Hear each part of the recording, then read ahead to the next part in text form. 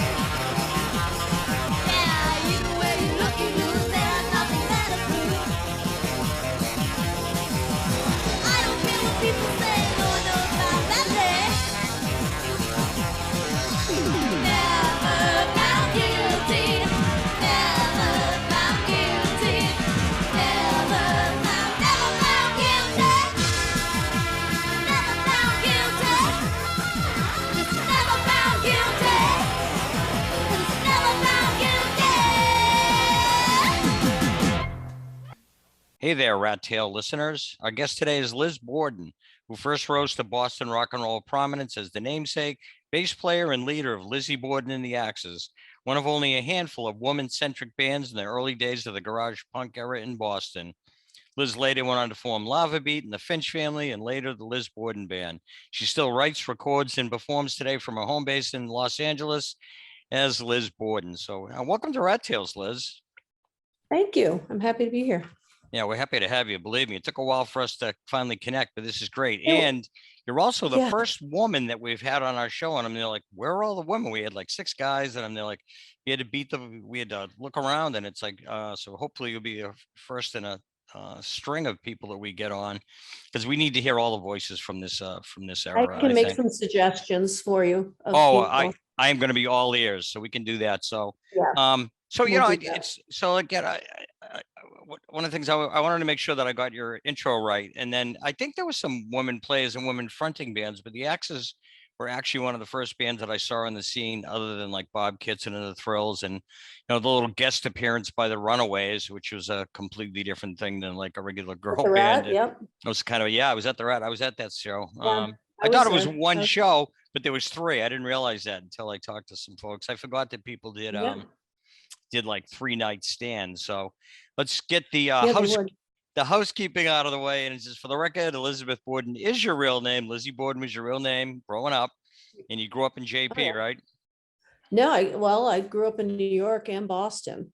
Oh, okay. I lived in JP when so I lived just in Boston when I first moved here. My parents, I was born in New York. My parents were both there. They got divorced they got divorced I was 10 or 11, but my mother took a job when I was 13 in Boston. My father stayed in New York, so back and forth between the two. Wow. As an adult, I lived in JP, and I lived in JP for quite a while. Okay. But I love JP. So then that goes right into my first question. So what's your like childhood and more importantly, I mean, about being a child of divorce, I grew up in a single parent household too. And what was your childhood and the early formative years like? What kind of music did you listen to? And then, how did your musical taste evolve and things like that? If you could just give us a little history. Well, my childhood was very interesting. It was really good till about 7 years old, and then there was some turmoil in the house. But musically, what's really great is my mother is an artist and was an artist, and my father loved music, and he had tons of albums, and everything from which one of my favorite songs, to Sir Would Love album, to Herb Alpert and the Tijuana Brass, to my mother had Janis Joplin, Fanny. One of my mother's friends brought Fanny albums over. It was very diverse. And what I would do, it started very young. Is my father had huge speakers, didn't have any headphones. I wouldn't recommend this. Don't do this at home.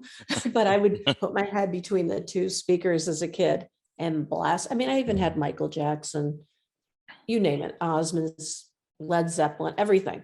And they were very into the arts. And so I had a lot of support as far as that goes. And, but boy, did I like the music loud. So, and I like the rock. And that was before, punk rock came out. But it was very, no one cared. They supported the music thing. And from the time I was a little kid, I told my mother I was going to be a musician. So when did I want to back up for the people that don't know who Fanny is? So tell us what era was Fanny from? I thought they were like early 70s, but I can't They were in the remember. 70s, definitely the 70s. I don't have the exact date, but I'd say 73, 74. Susie Quattro came out around then also. And they were an all-female band. Yep. Made up of the Millington sisters, June and Jean. And they had people who, Bree Darling, who I love, she's a friend. So is June. Alice DeBeer. They were a band of these female musicians who were incredible. In fact, David Bowie called them one of the best bands ever. And they were on, I can't think of which a major label, and they put out 4 or 5 albums. And they were just really good, but I don't know if people were ready for females who were that good, a full band of just female musicians. I'm one of the people every year that wants them in the Rock and Roll Hall of Fame. They influenced a lot of people, men and women, and including myself. And I'm lucky enough to call some of them my friends. And they're just incredible. In fact, a year or two ago, they put out a documentary called Fanny Walked the Earth. They put out a new album, which a lot of people plan, including Cherie, and it's just really good. They're just fantastic. Okay, so when do you start turning to the kind of music that you would eventually play, or so like is it like puberty, 13? You start saying like this is what I want to. Who do you get influenced by when you start playing? Because I think you started playing the bass early, right?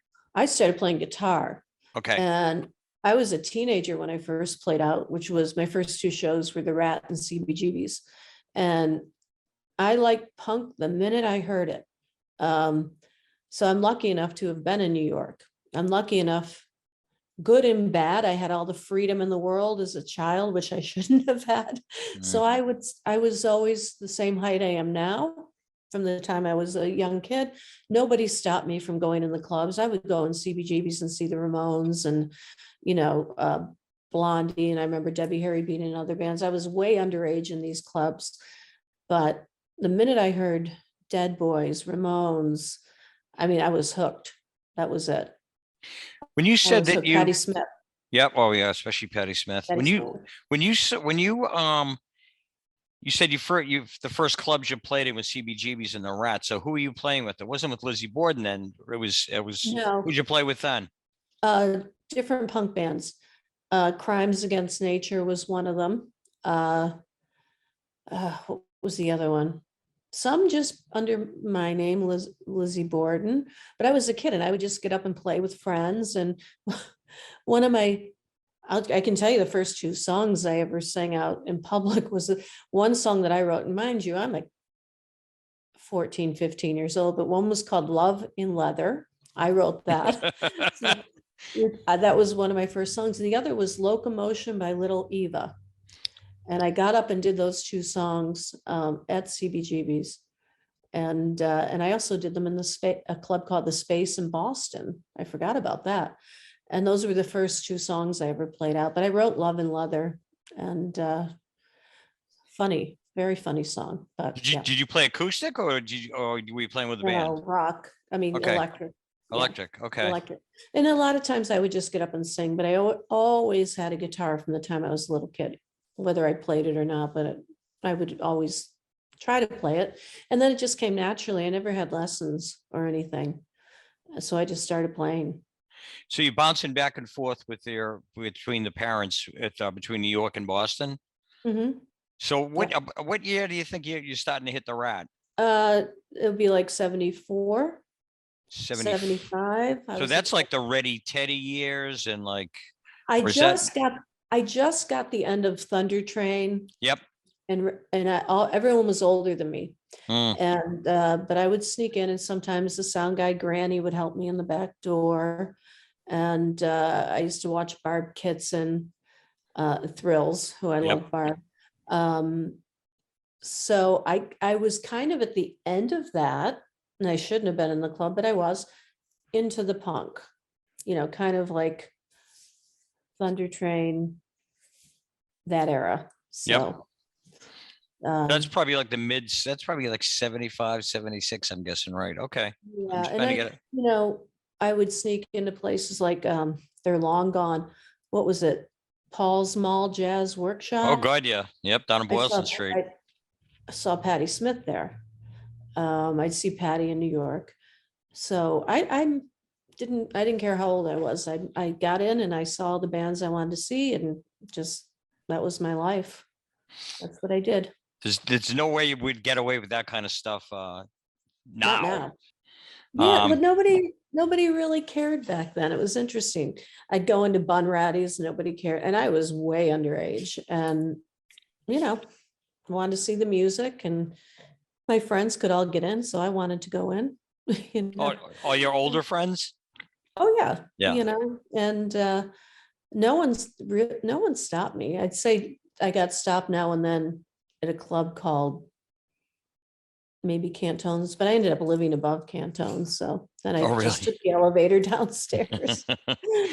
I definitely want to talk about some of the clubs later, but why don't we go into, how did you end up forming your band? I mean, after you played with a couple of different bands, so how'd you end up forming a LIzzie Borden The Axes? Tell that story. It's when you met Rita, I guess, in the Rat or something like that. So if you want to. The Rat. The Rat, yeah. So I was friends with Joan Jett, and Joan was doing 2 nights at the Rat in Boston. And Rita somehow got backstage with a bunch of her friends, and they were underage too. And back then I was very, very punked out, and I lived it and I acted it. I wasn't just a weekend punk. That was what I was and what I did. So I'm sure I wasn't overly pleasant at first, but then Rita came back the next night. We started talking and stuff. And then she found out I was in Boston a lot. And I'd be on Lansdowne Street, or I'd be at the Rat. And she just kept getting in touch with me, And finally, I agreed to go to her parents' house in Woburn, Massachusetts. I'd never been out that way. And she had traded in a couple guitars and got me a bass, which blew me away that somebody did that. And we rehearsed in her parents' basement. Did you want to play the bass, or did she just say, "Here, take this"? No, I didn't want to play bass. I didn't even want to do. I had such an attitude, and such a bad attitude. I didn't want to do anything.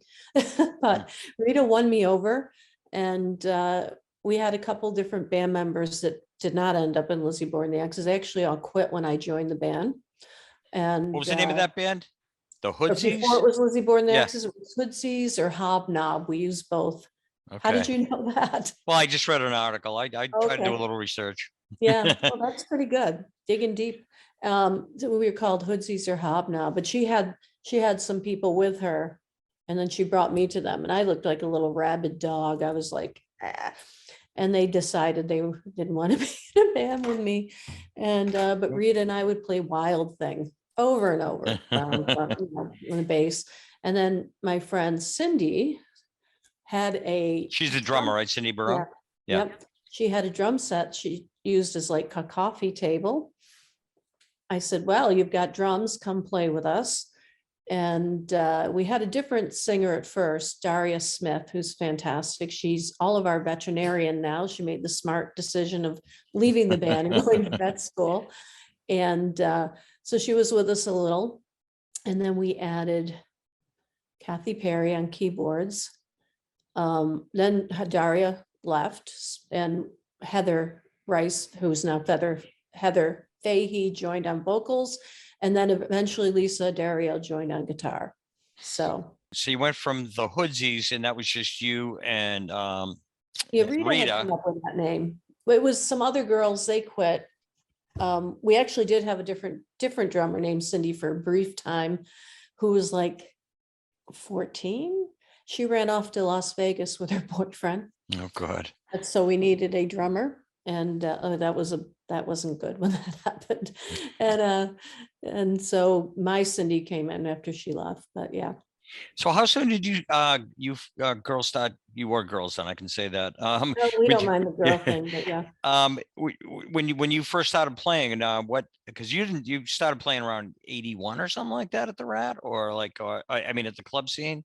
Our first show was 80 or 81 at a club called The Streets. Oh yeah.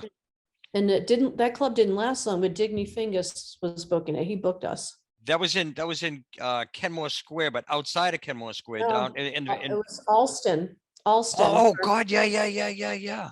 Harvard and Com Ave. Right. Oh, the streets. It used to be called Gladstones when I was a that what it kid. was Yeah, they used to before? have all cover bands that called Gladstones and the streets. Oh yeah, that's right. I forgot. Thank So you for saying. Digny, yeah, it was in August. Was it 80 or 81? I don't remember, but I knew that a week ago. Don't know it today. But COVID. let's blame COVID. Yeah. So yeah, I remember it was in August, and nobody had played out. We hadn't played out as a group, but we had been rehearsing for at least a year, driving Rita's parents crazy in the basement. And we're like, okay, we just have to do this. Let's do it. And we had a great time. The street. I still have my T-shirt from the streets. What were you doing? It's just big, but Yeah, exactly.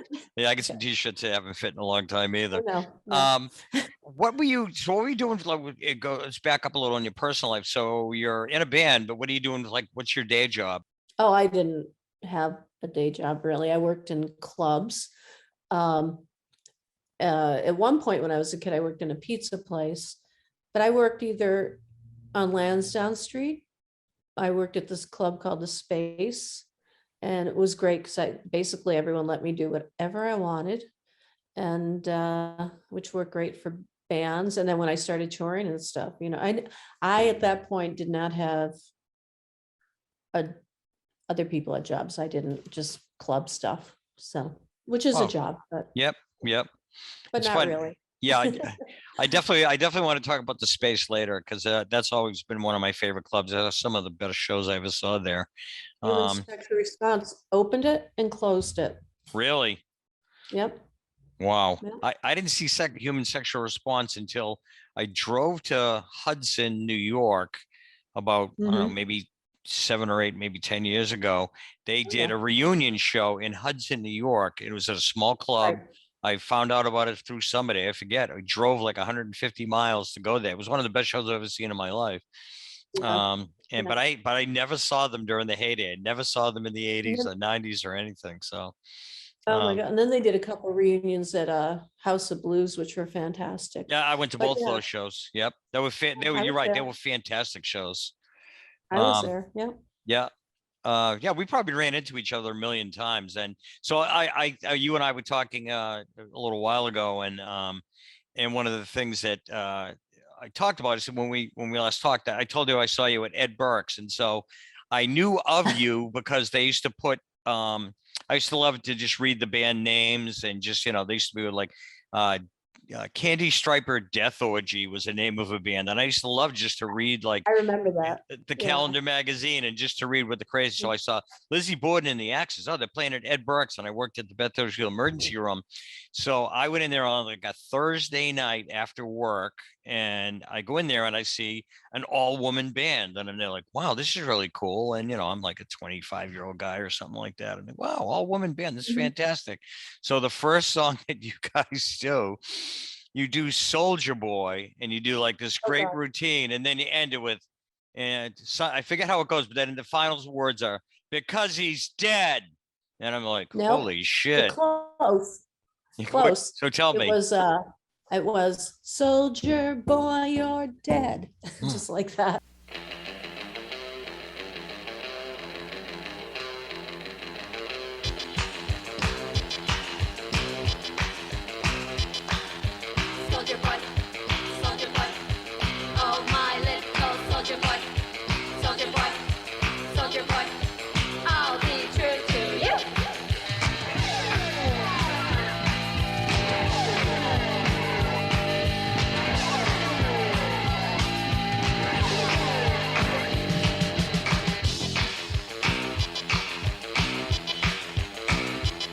You'll be my first, you'll be my last. I love you, boy. Be true to you. In this world, love one girl. Let me be the one for you.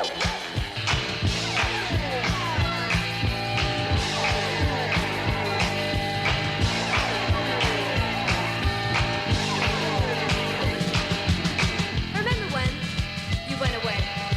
Now I think about you every day. Soldier boy, come back to me.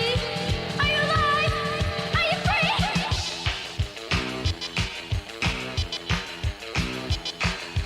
Soldier boy, oh my little soldier boy, soldier boy, soldier boy, I'll be true to you.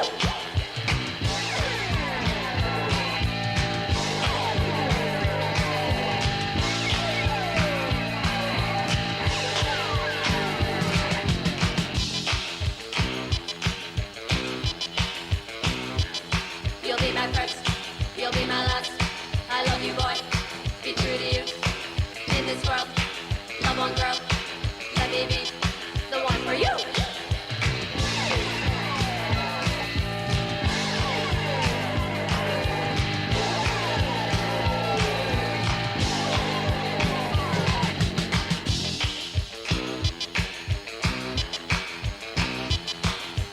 Soldier boy.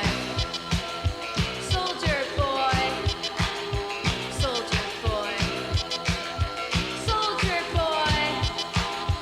Soldier boy. Soldier boy. Soldier boy. Soldier boy. Soldier boy, you're dead.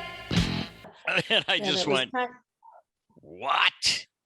And then that's the song I sang lead on, and the keyboard player would take my bass, and I would do this weird little dance and sing the words to the original Soldier Boys, the oldie song, Yep, but to our weird punk music. yep. And people loved it. I did this weird dance, and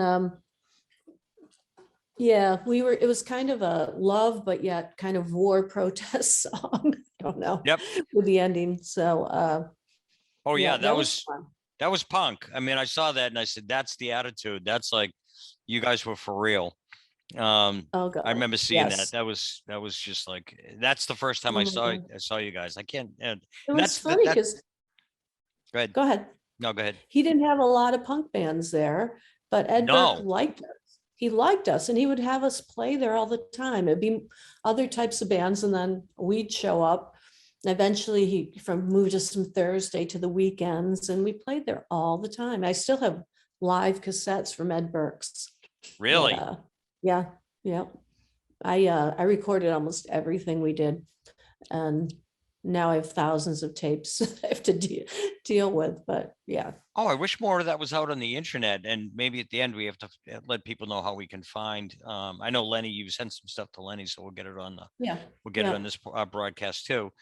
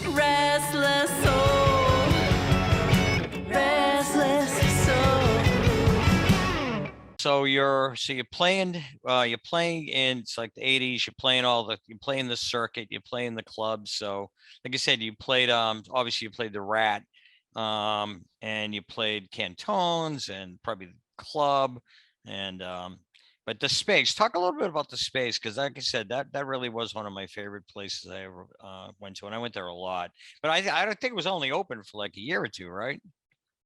It was they kept wanting, okay, so the Space was opened by women, and it was Oh, really? a woman named Janet, Katie, and Marlo was a huge force in the, she's passed away since. And she also ran cantones and book cantones. And Marlo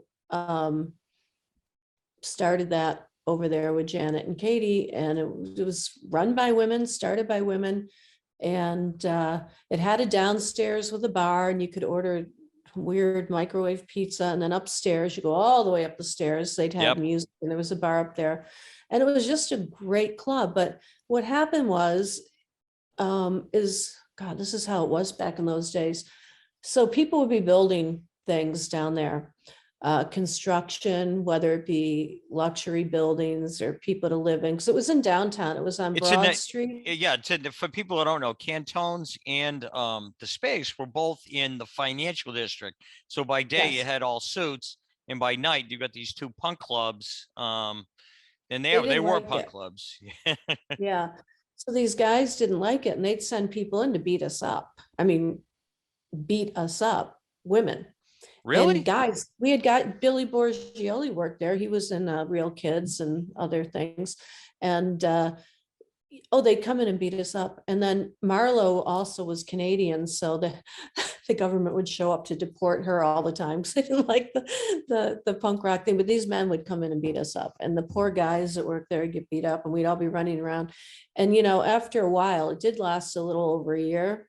And like I said, Human Sexual Response was the first band and the last band, and bands like the Rentals, Jeff and Jane Hudson, would play, and a lot of good bands. But Cantones had a little more clout, and they didn't bother Cantones as much, but they did not like the Space. And next to the Space was a who would come in? This is all news to me. So the in Spit, because that was above, that was like right in the middle of the financial district. You said Broad Street. No, it's not Spit, Space. What's that? Not Spit. You said Spit. Oh no, I thought I said Space. Sorry. Space, yeah. But at the Space, so like who would come in? Because I'll tell you a story about some brown shirts after. But what kind of guys would get like organized crime guys, or just construction guys? Guys. Or organized crime. I mean, people didn't like it there. They didn't like, there was a women's bar there, and yep. Somewhere else was there, and then the Space was right around the corner from that. And they just did not like that we were there, and they didn't like the punk rockers. They didn't beat up Cantones, but they did beat up the Space. And I think you know what it was? They wanted the property too. They wanted to take that building, gut it out, and redo it. And so they would do everything in their power to, it was such a great place to play though, and hang out. Oh God, yeah. And the bands were great, but behind the scenes, there was a lot going on there. That people did not want that club to exist. So, we dealt with a lot, but Marlo, created that and booked Cantones, and she was great. Made sure musicians got to eat at Cantones. So. Oh, that's fantastic. I couldn't imagine like what it's like, because Cantones was some of the craziest experiences I ever had. Ignore the dog. Yeah. Okay. So you stopped playing early on, and like you guys really, you got signed, which didn't happen to a lot of bands in Boston. You were one of the few bands that actually got signed. I mean, like the Neighborhoods never had a record. I still find that mind blowing. But they had a record, but not. Yeah, but they didn't have an album. They had like an EP. Which is crazy, right? Totally. Yeah. I when you listen to Lenny, who's the producer of the show, Lenny Scolletta, he did this movie called Boys from Nowhere, and and you can see just how well I think that I don't know if it was in that movie or something else that I read, that they kept waiting for the right deal, and by the time they were getting the offers and they turned things down, I think they had started to slide or something. I don't even know what the story is, but I want to know where Girls from Nowhere, when that's coming out. Well, maybe if we can get some momentum going here when we talk later about getting some more people on the show. So let's talk about the material. So when you first started out, I remember you were playing a lot of covers. I remember particularly Stepping Stone, which is always kind of a favorite of mine, you guys did.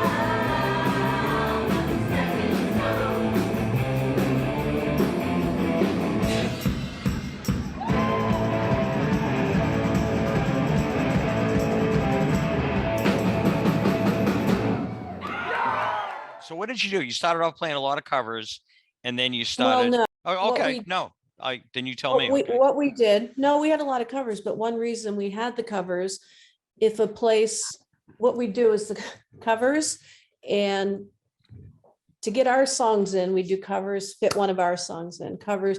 When we played places like Ed Burke's, they wanted some covers. Yep. So we always want to slip our songs in too. So we'd like do a cover, throw ours in, do a cover. And somehow, and I don't remember what club in South Boston, we got booked as a Motown band, which is a joke. We didn't play Motown, but we did play a punk version of Set Me Free and My World Is Empty Without You. And it was a misbooking. We didn't know till we showed up there that we were booked as a Motown band, which we were far from. So we'd throw in covers. Remember this hit? We'd play one of ours pretending it was a cover. But no, we also appreciate other people's music.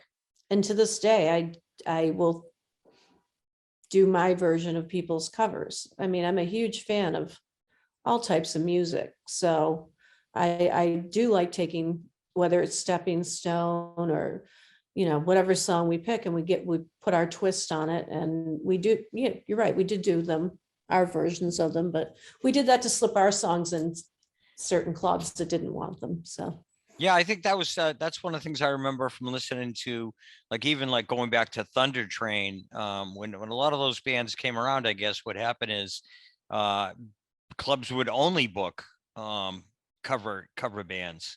Like I used to go, like I said, Streets. I used to go to Gladstone's, and it was all cover bands. And then I guess the Rat was one of the pioneers of letting bands come in and play originals. And so that's how the scene started to develop, I guess. But so let's talk about like your early years, because you folks did I mean, you did well. You got signed. Like I said, not too many bands got signed. So why don't you talk about how your like career, kind of how LIzzie Borden The Axes went from being like a Boston staple to starting to tour? And I know you toured with a lot of really cool people too. So why don't we go into how the thing went, and then get into the record company stuff, and then also, like, I know that your sound changed. I listened, I was able to find a couple of things. So it went from, what did I wrote? From Never Found Guilty, and then later on I'm looking at something that's like Out of Touch, which is a completely, I mean, it's still a good song, but it's a completely different thing. So why don't we talk about that sort of evolution? I'll shut up and I'll let you talk. well, Out of Touch was actually written. That was our first, I mean, one of our first songs that we wrote. I wrote it. So it was at the same time of Never Found Guilty and everything. But that's the one that people really, really liked. And that's the one that we chose. Genya Raven, who is we're very, very close, came in. She produced the Dead Boys and everything, but she's like my mother, my sister, my best friend. She produced an EP for LIzzie Borden The Axes, and she took Out of Touch and made it more polished and everything. And then the video was made and it took off. I mean, that's what basically made us take off, is Out of Touch.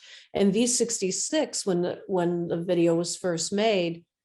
V66, for the people who don't know, is a sort of local version of MTV that was on. They played a lot of videos, but they also featured a lot of local bands. Well, it was great because they do the playlist and it'd be like us, Madonna, you know, all the big people mixed in with all the local people. And they played us, and we kept winning and winning the battles every night with that song. And I think we won more than anyone. We got a plaque award from them and everything, but they really made us known. You know, they really pushed us up because of playing the video, and people love that video.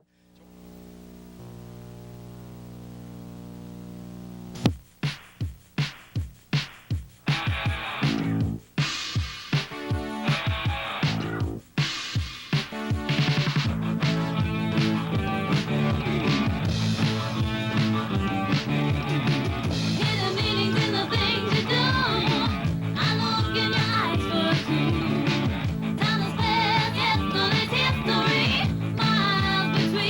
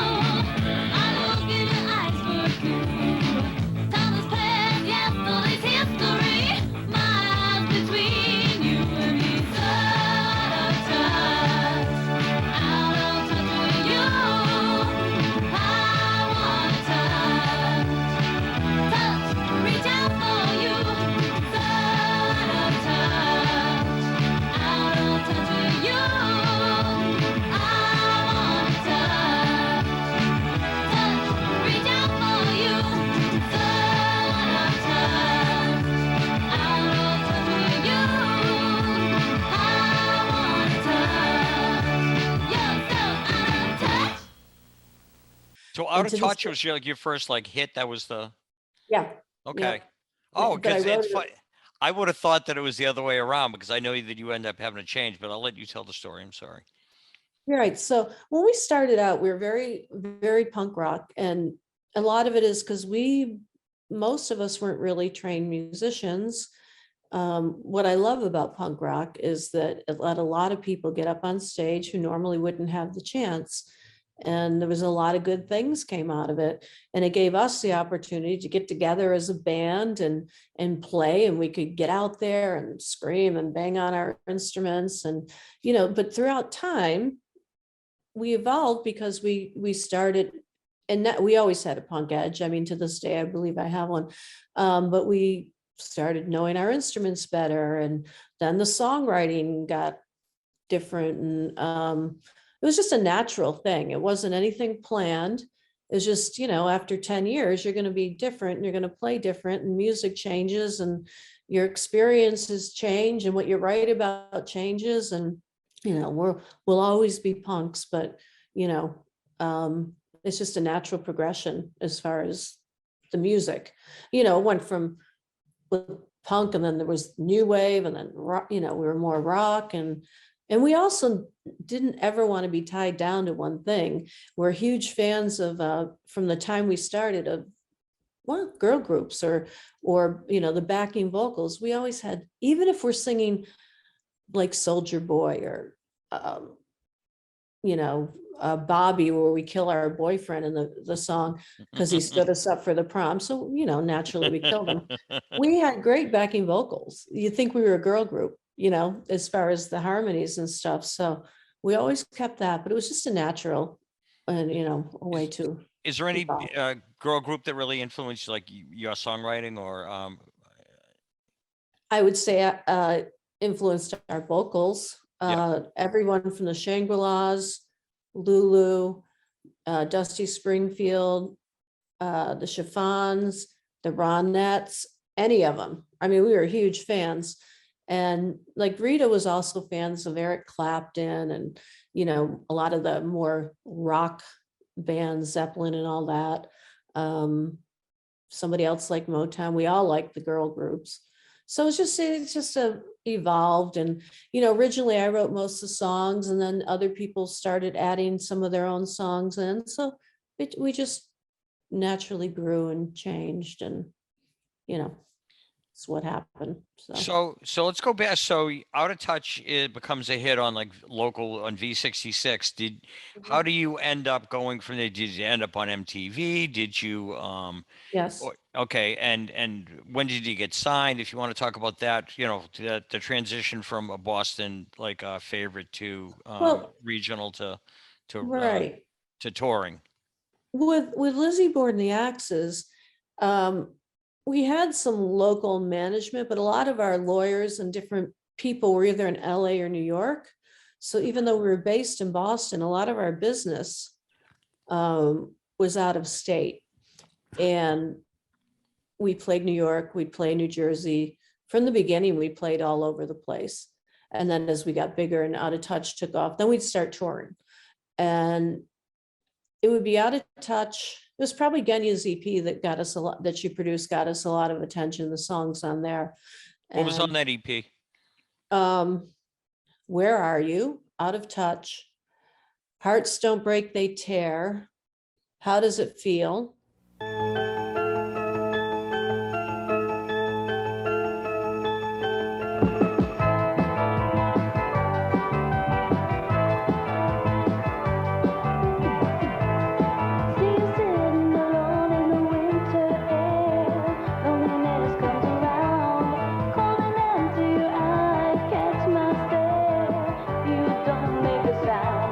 Moving slowly, you're willing to share. You never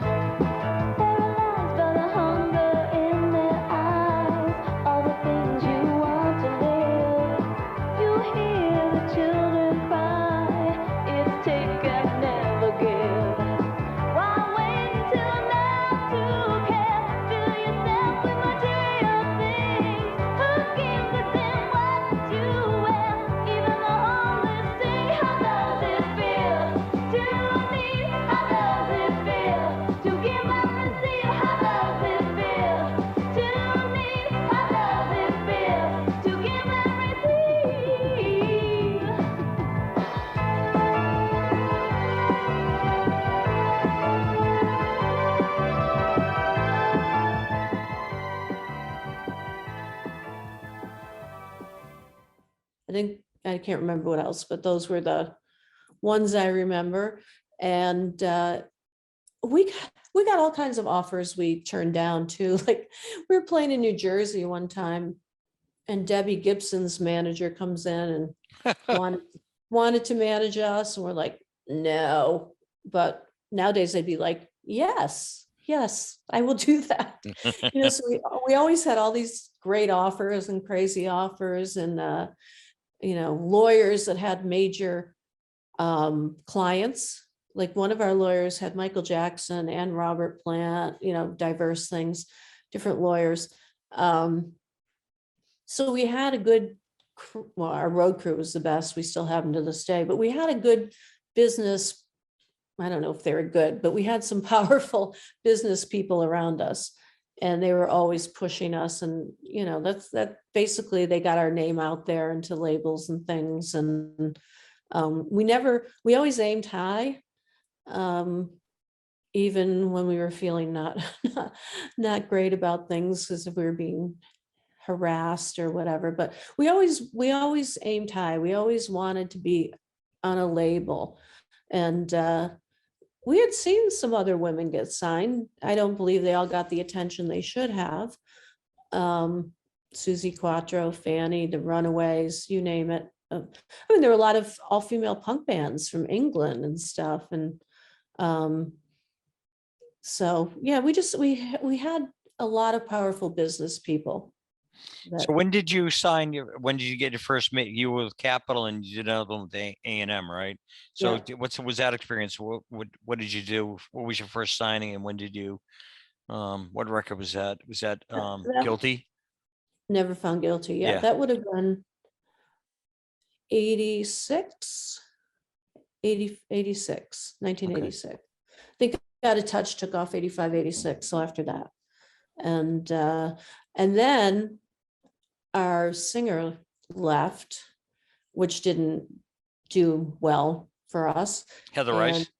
Yeah, and then we got a singer named Laura, and it was a whole different thing once we had Laura, and that was when we switched over to other management and labels and people like that. So we honestly, and I don't mean to insult Laura because she was great and stuff, but probably when Heather left, we all should have probably folded in. But we started recording again, and I have a lot of the recordings which sound nothing like we sounded. The labels and management and lawyers always wanted to change us, always. And in the beginning, we were not allowed to be ourselves. We were kids from like. Oh, I just want to stop. So when you said not allowed to be, when the labels came in, is that when they tried to change it? Because I read about that, and I just want to see what that was like. Well, before that, even of course, the labels didn't like the name, or the first one did, but from management to lawyers, anyone around us, we had makeover people, and that was a whole funny thing. Really tried to fluff us out. We were city kids, and we were punk rockers, and they wanted us girlier. They wanted us more feminine. Nothing, and we just could not be ourselves, even though we were. And well, don't say this, don't say that. I actually had a lawyer say to me one time, and see, I would go to some of the meetings with our manager at the time, and the lawyer actually looked at his name was Peter, and he looked at me and said, I don't ever want to hear if anyone's gay in the group. Oh, God. If I hear anything about that, I'm dropping them, just like that. Really? So, yep. And we had a little bit of everything in the group. So we had straight, we had gay, we had bi, we had, so none of that could go on. So they hired these great makeup and makeover people. And they took us shopping in the Village in New York and spent thousands and thousands of dollars on our outfits and our hair. And oh my God, people were miserable. We were just like, I actually got picked on the least. I already had crazy hair and I got to stick with my black, but it was like this weird flashy outfit. I'll have to send you some pictures of it. It's ridiculous. Well, I even made a no. note when I was, there's a Never Found Guilty video that I think you're playing at Oh, Spit. yes, that's it. And so it's like, I look at the video and I'm thinking of you, and Never Found Guilty is, in my opinion, a much more rocking song and a more punky song than Out of Touch, I think. I or wrote at that. least Thank yeah. you. Yeah. It's a great song. Thank you. And so you're playing. And so I see Rita, and Rita looks like she's ready to go to like an 80s cocktail party. Oh my God. Do you believe the clown outfit? Yeah, yeah. And then same thing with Heather. She's got like, they look like they're ready to go on a date, And then you've got, even though you're wearing leather, it's extremely fashionable and it's a really nice outfit with a skirt. And I'm there It's like, leather looking. It's not actual, but it was Okay. leather looking. I was wondering about that. Okay, so it's leather-esque. And then they put me in these tall boots with spikes, which I could never wear now. yeah. And then Cindy, the drummer, they put her in this blue kind of clown outfit like Rita has. Yep. Heather, they put the purple midriff top, and then Kathy Perry looked like she should be on Dynasty, the keyboard player. Between the hair and the Joan Collins outfit, because everyone had the shoulder pads.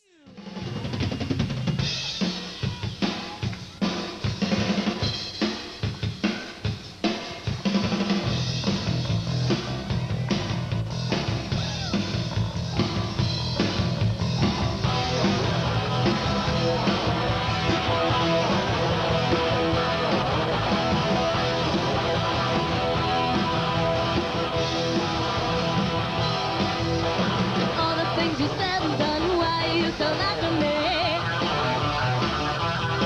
How it was only meant fun, why you so after me? I won't wait to take the blame, and everything's always the same.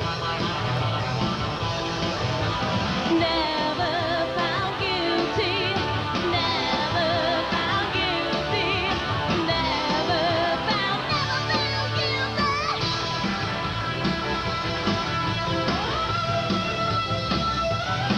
How they got all the information, do you think that I don't know? Yeah, just do your investigation, I know that it's time to go. You think you have me figured out, but I know you have your doubts. Never found guilty, never found guilty, never found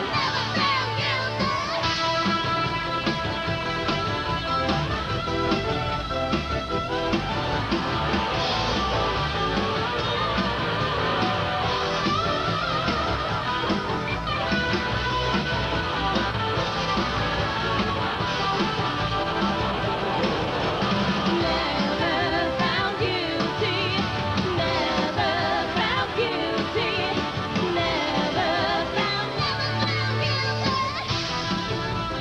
never found guilty, never found guilty, never found guilty, never found guilty, never found guilty. But the outfits were ridiculous, and we're just trying to do the right thing and try to make it. In fact, we played CBGBs and Genya Raven.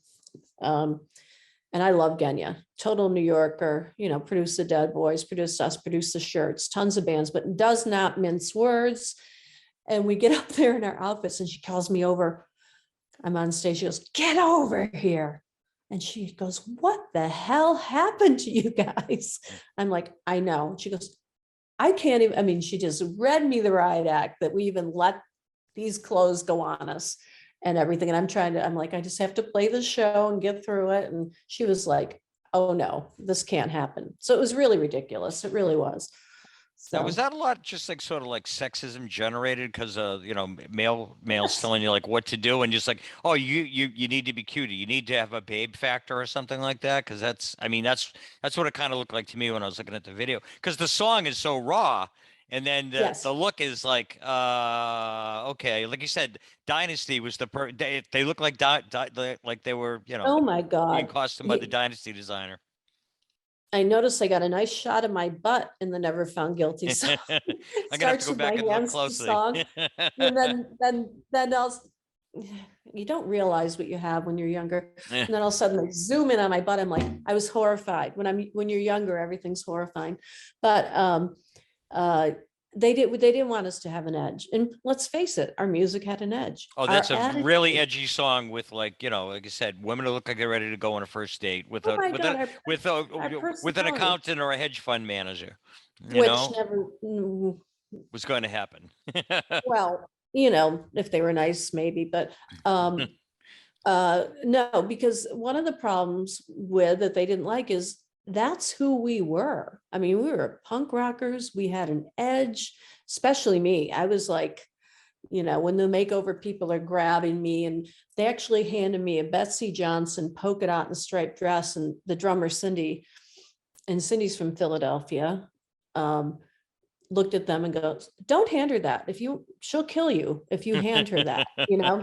So they did put me in black, but they just didn't want us to be ourselves, and that was very difficult. And because that's who we were. We were not putting on a show or pretending who we were or faking it. We just as soon beat you up in the middle of Kenmore Square. I mean, that's how it was. It's like there was always fights in the middle of Kenmore Square at 2 a.m, but it just didn't work. They wanted us to be, and then they did it to the Go-Go's too. I mean, the Go-Go's were very punked out and punk looking, and then Early on, yep. Yeah, they didn't like it. They didn't like who we were. They liked the idea of the off-female band and ones that did become capable musicians, and they liked the idea, but they didn't want us to be ourselves, and that was just how it was. So when you guys are in your heyday, one of the things you did is you did an album with capital N-A-M, and then you've toured with a lot of really well-known groups like the Ramones, Spinal Tap, Oh, Cheap yeah. Trick, Want to talk about some of those experiences, like some of the fun road things that you did, or just crazy Sure. things that happened, or I always like to hear the stories of when people Well, what's funny about LIzzie Borden The Axes, and people don't realize this, in the 80s, we didn't do drugs. In fact, we barely drank. We were one of the, but everyone to this day thought I was high or thought I was doing something. And so we remember a lot, and we would observe a lot. I'm not saying I never did them, but Yeah. when LIzzie Borden The Axes, I'm like, oh, yeah, really an exception to a lot of the Boston bands. The guys that I know, a lot of the guys I know are like, they're sober. we That's got how I shit know for them. it. So yeah.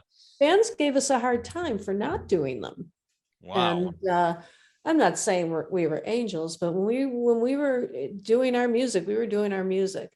And but we toured with the best. And we were one of the only bands to ever tour and play with Spinal Tap, which was so much fun. And one of the shows, the Boston show, was at the Channel, and everything that could go wrong went wrong. For some reason, the roof started leaking, the electric would screw up, and they stayed in character even with everything going wrong. Well, it was Spinal Tap. That's what's supposed to happen.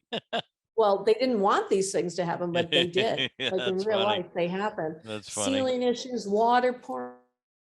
Our lead singer didn't even show up. I mean, everything went wrong.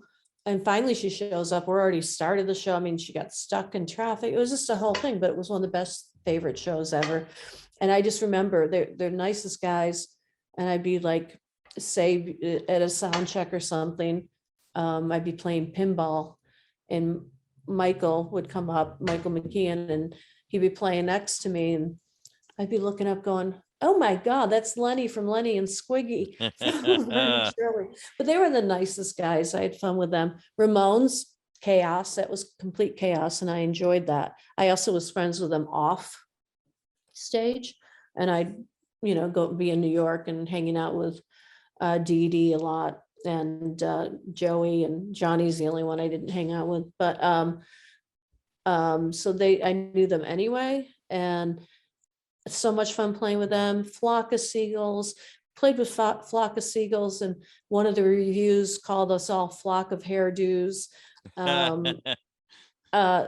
We played with so many people: Tommy Two Tone, Cheap Trick, Motley Crue, Joan Jett, God, it's a long list. I can't even remember everyone, but I want to back up to early in the interview when you talk about Joan Jett. So you said that you met Joan Jett did 2 nights at the Rat. That's how you got to know her. no, I knew her before that. I you knew her knew- before that. How did you know her, from when you were playing in New York, or? Yeah, and music and the Runaways and all that. Yeah, Okay. I knew her because I was always around and stuff. And when she left the Runaways, well, the Runaways broke up. Kenny Laguna took her from LA and brought her to New York and stuff. And, nobody would sign her, and they were like trying to push the album and stuff, but I knew her before. Why would the nobody Rat. sign That's her? why I mean, she's so good. every label turned her down, every single label. So then they started their own, and then Boardwalk Records got interested, and what's the other label? But no, I knew her before that, and that's why I was backstage, and that's when Rita came in. But without Joan, there'd be no LIzzie Borden The Axes, because that's where Rita ended up. That's where I was, and so yeah, so that's where we met. And no, I knew a lot of people even before LIzzie Borden The Axes, just because I was always around, and hanging out with all the musicians in New York or Boston. So, oh, actually, I have to, Lenny asked me to make sure that I asked you this, speaking of interesting people, that he said to ask you about your experience with Peter Tork. I love Peter. Cheap Trick too is one of my favorites. Peter, so I had played with Davy Jones, and I'd played with a bunch of the Monkees, and I had played with Peter before, but didn't really know him and stuff. And Peter had moved to Massachusetts at one point, and I was friends with his brother, Nick. And so Nick is a wonderful musician, and he also is an artist and does comics and things. And so Nick Torkelson. And so I got to actually know Peter through Nick, and hang out with Peter and everything. And funny guy, nice guy, good musician. And then one day they said to me, hey, you want to play? He asked me, do you want to play Stepping Stone with me? I'm like, hell yeah, I want to play Stepping Stone with you. And I cherish that video. I've got it on video.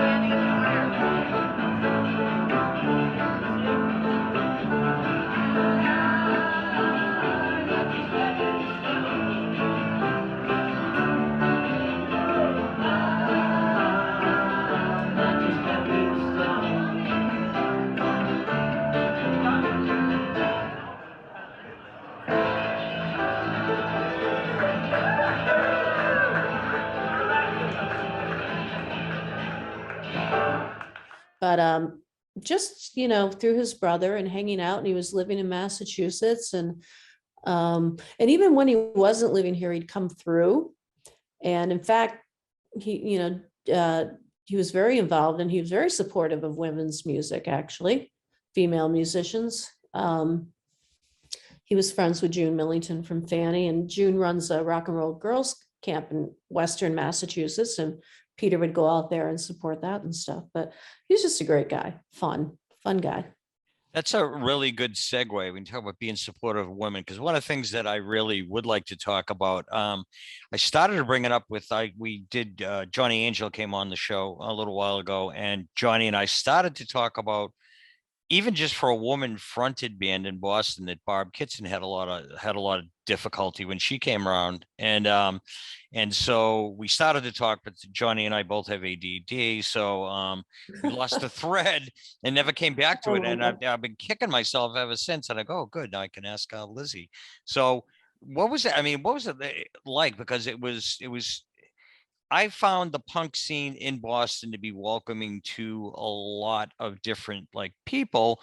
Like, for instance, as homophobic as the time were, like in the 70s, I remember seeing lots of gay folks in punk things, and it was never an issue. It never seemed to be an issue with that crowd. But that's why I was kind of surprised to hear the hostility towards women, because you would think that men would be even worse with gay men than they would with women, but apparently that wasn't the case. I heard you folks had some difficult times, and I wondered if you could talk about that. I'd appreciate it. Yeah. Well, first I want to just mention that one of the people I would sneak in and watch would be Barb Kitson. And when she passed, I wrote a whole thing, and I hope Johnny still has a hold of it, has a copy of it, that Johnny read at her service. I wrote a whole tribute to Barb Kitson, and it would be great to get a copy of that. But she was somebody who was one of the few females that you could actually go watch perform. Robin Lane was playing back then too, and she was just up there and, you know, kicking ass, you know. So she's somebody I would sneak in and watch when I was younger. I just wanted to say that, because she is no longer with us, and I think she passed away. They were brilliant. I remember the first time I saw them, I just was like completely, utterly blown away by how good they were. Well, I think she passed away not knowing, and that's one reason I wrote this whole thing about her and gave it to Johnny. But I think she passed away not knowing what she meant, or what she had done for, you know, younger women watching her and stuff. So I just wanted to mention that. But as far as, it was definitely a boys' club, a boys' club. And for example, when we were first starting, we'd play with the Bristols a lot, because they just put girls together, or they put us with girls' night out. You know, they put all the girls together. In fact, it was either New Hampshire or Maine, Bristol's and LIzzie Borden The Axes were playing together, and we drive up there. Big sign, girls, girls, girls, like we were strippers. We have nothing against strippers, but you know, we weren't. And we all just looked at each other. I remember looking at them, and they looked at us, and we go, should we leave? But no, we went and played. And it was definitely a boys' club. And back then, there hadn't been a lot of female musicians. I mean, the Runaways had played, and they were more like a novelty, though. So I mean, as much as I appreciate how much talent came out of that band, it was more like a Kim Fowley kind of. I always thought of it as being a Kim Fowley, like, let's just put a novelty act together. And I mean, that's how I viewed it. It may I'll not argue with you against that, but yeah. Okay. But yes, Kim did do his thing. But you know, as years went by, and we didn't realize it then, but when you think about it, guys didn't know how to act toward female musicians. You know, these men and guys cheering for all the other men, Steven Tyler, they're all over the guys. Yep. They don't even realize, like, they know how to worship the male musicians. But when you think about it, back then, they would look at females, they didn't know how to react to a female band. Not to defend them, but I am in a way. It's like, no, you should. You know, again, it was new, and you know, there were some like Chrissy Hind or people like that, but it wasn't an all-female band, and they did not know how to respond to a female band. They just didn't. And I would watch guys just looking at us, and a lot of them really liked us and stuff. But we got hassled more probably from some of our fellow musicians in Boston and some of the club people. In fact, at the Rat, and Jimmy Harold did not tolerate this.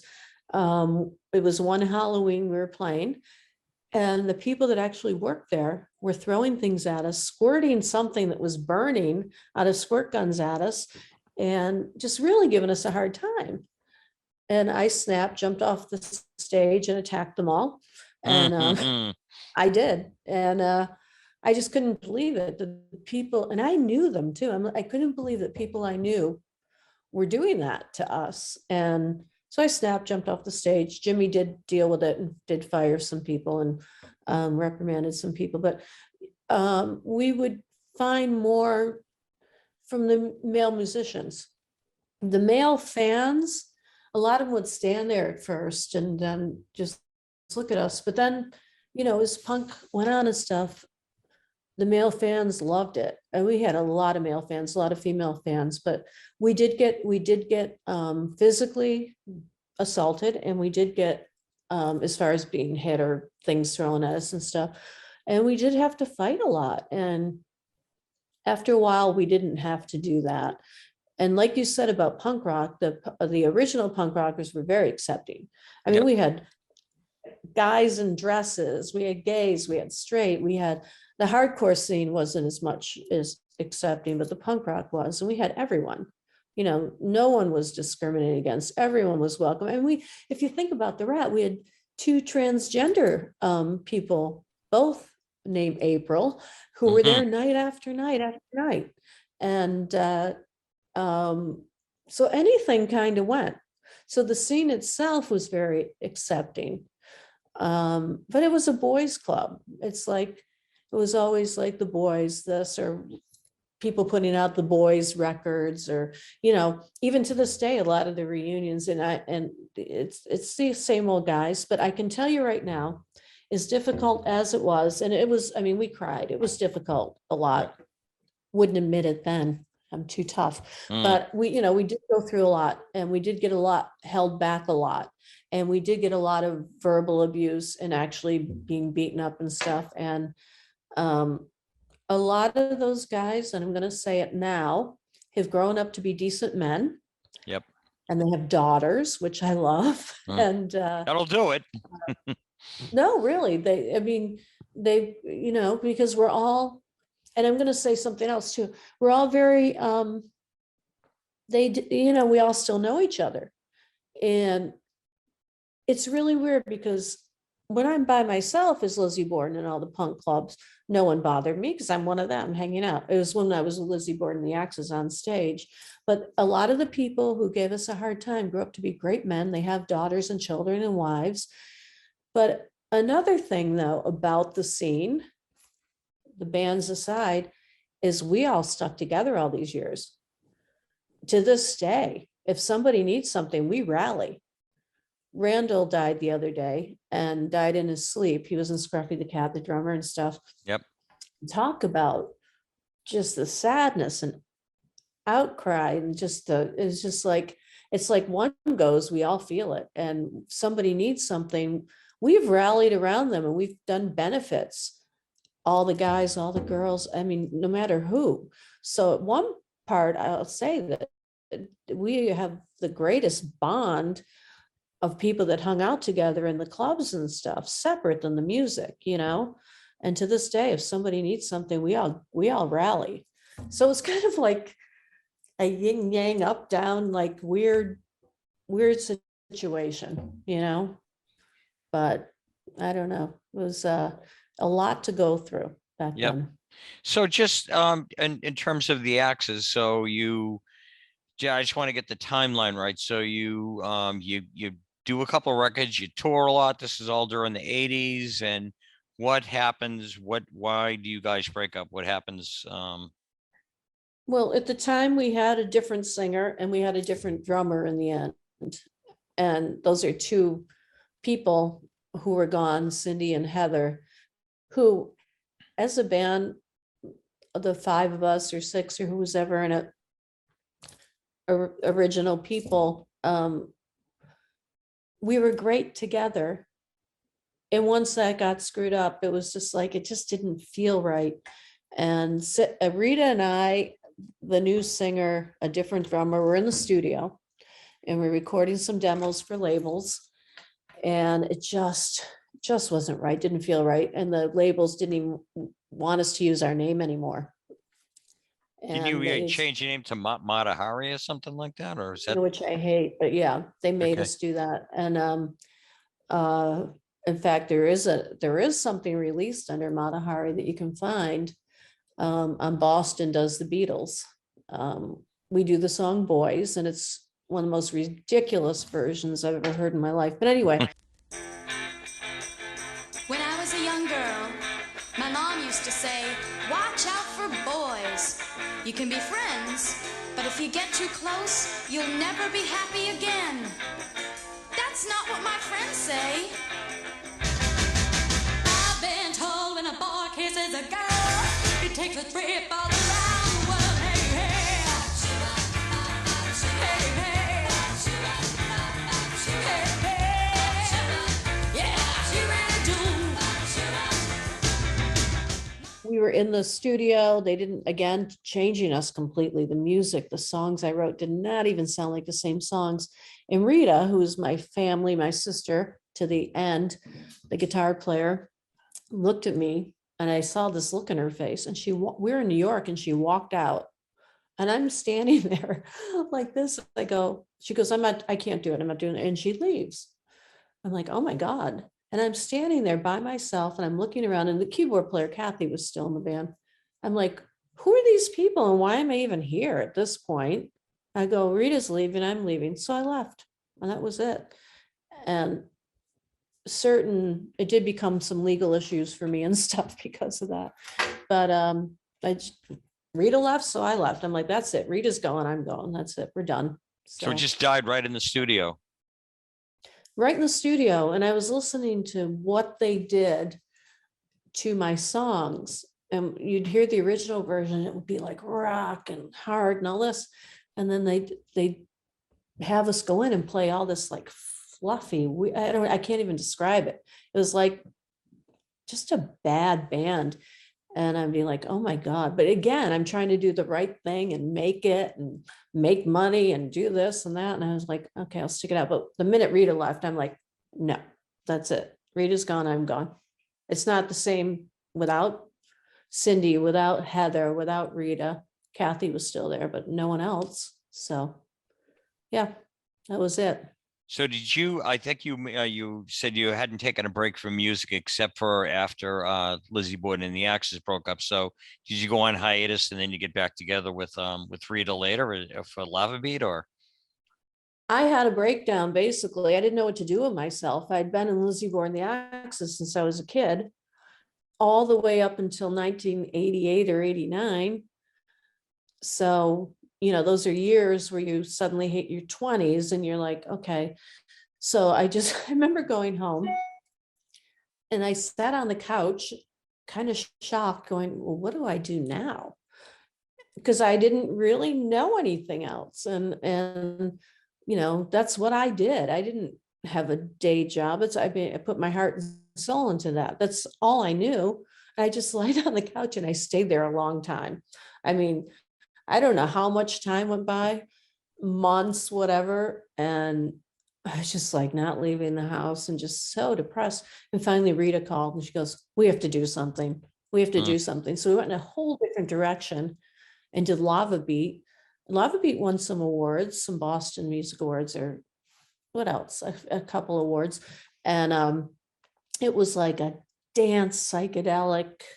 There's a couple videos you can find. One of Green Tambourine, a cover, and then a couple others. But it was just a whole different direction than LIzzie Borden The Axes. But thank God Rita called. So I'm like, all right, let's do it, Probably snapped you out of your depression. Yeah, then we traveled and played, and it was good. It was good to be back into it. Did you make any records or? Yeah, it's actually a very good CD. Very well produced. I mean, totally. I'll have to get you a copy. I'll get you a copy. And dance, kind of fun and upbeat. I'm not necessarily an upbeat songwriter, but upbeat and fun. And I don't know. I was manic-y or something. I don't know what it was. It was completely upbeat and like, so that's what we did for a few years.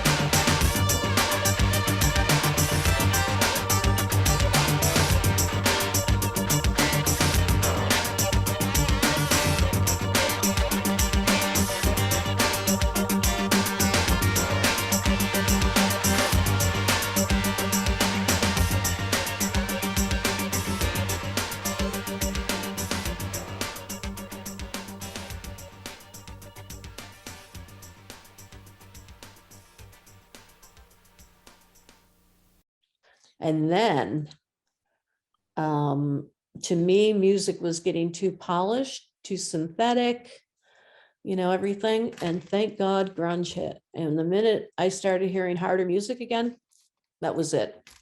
I did the Finch Family, which was very grungy, very hard. And I did that for many years. And we played all over, toured. And so that was good to bring you back to music reality. So that was a good thing. Was Rita in that project too? No, well, no, she wasn't. Kelly, my best friend, was the bass player. It was all different people. And it was a good group of people.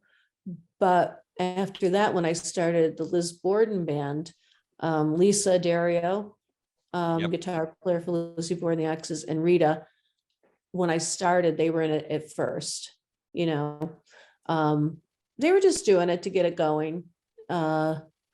So it was great. It was me and Rita. John Kokis was the drummer and Kelly was the bass player. So it was almost all female at first. And then it evolved and became a whole mixture of people and stuff. But so Rita basically plays now when we do reunion shows, and that's what she does. She's got about 100 guitars. They're all pretty, but she's not really playing out. So I had a conversation with a couple of my friends that are guitar players, and there's a sort of like guitar addiction that goes to people. They just love to buy guitars. You have little guitar museums in their basement, and they don't even play them that much. Yeah, exactly. You can't have enough guitars or basses or electronics there's never enough. So, and people who aren't musicians don't always understand that.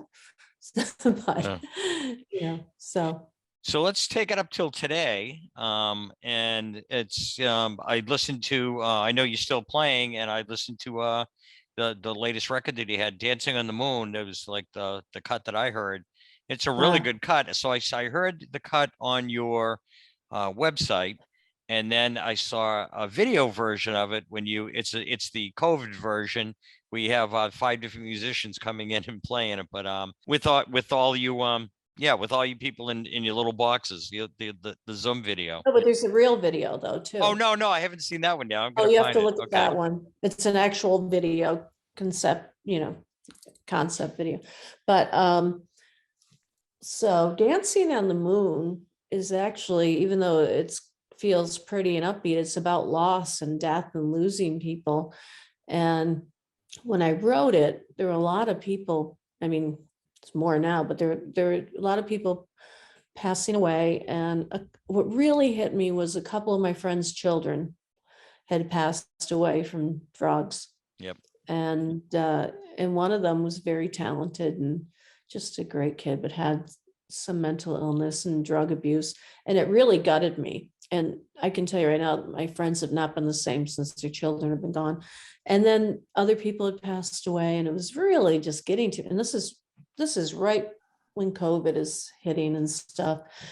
And so basically that song's about loss, but it also is pretty and upbeat, and people really like that song. When they hear it, they really like it, which is a great song.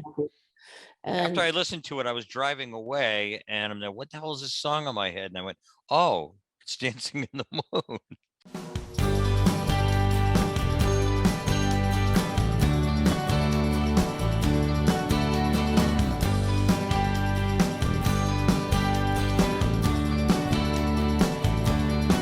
I didn't pray before today, but you left me way too soon.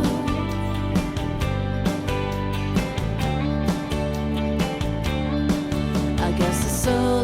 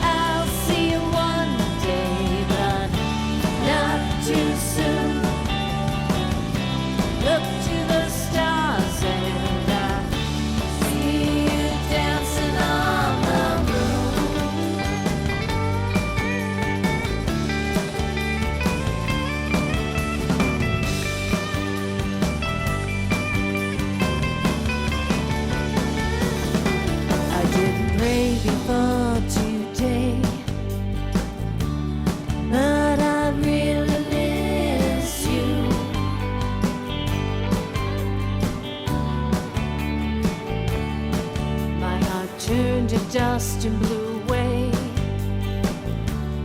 Now my smiles are so few.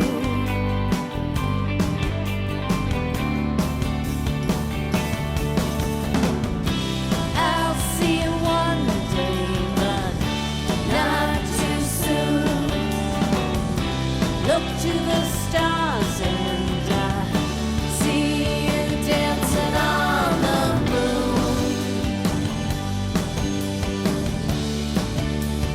Dancing on the moon.